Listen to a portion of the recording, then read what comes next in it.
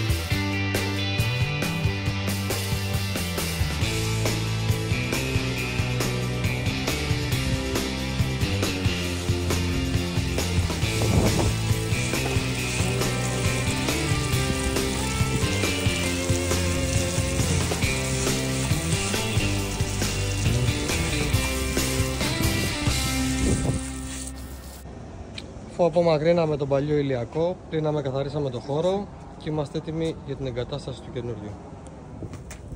Μόλις παραλάβαμε τον καινούριο ηλιακό και πάμε για το στήσιμο. Πάντοτε στην εγκατάσταση, πριν βάλουμε τα τάφ στους χακούς, βάζουμε στέρνη. Πάντοτε. Σημαντικό, πρωτού ξεκινήσουμε να δουλεύουμε και να συνδέουμε τον ηλιακό, σκεπάζουμε τα ηλιακά πάνελ. Να μην τα χτυπάει ο ήλιος κατά τη διάρκεια της εργασίας. Πρέπει να είναι κρύα όταν θα μπουν τα υγρά. Τώρα, αφού έχουν σκεπαστεί τα ηλιακά πάνελ, είμαστε έτοιμοι να προχωρήσουμε στην εγκατάσταση.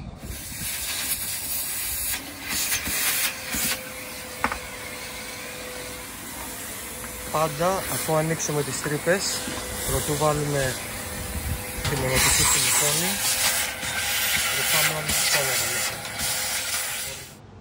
Έχουμε σχεδόν ολοκληρώσει την εγκατάσταση. Έχουμε μονώσει τις τρύπες που ανοίξαμε για τη στήριξη του ηλιακού.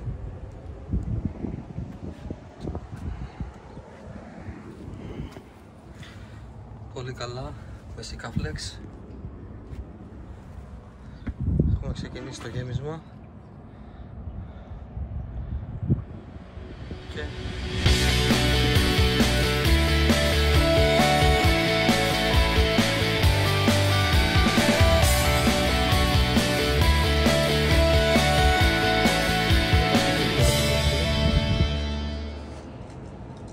...160 λίτρα ηλιακός διπλής ενέργειας με 3 τετραγωνικά μέτρα συλλεκτική επιφάνεια. Σωλήνης με καινούργια μόνωση.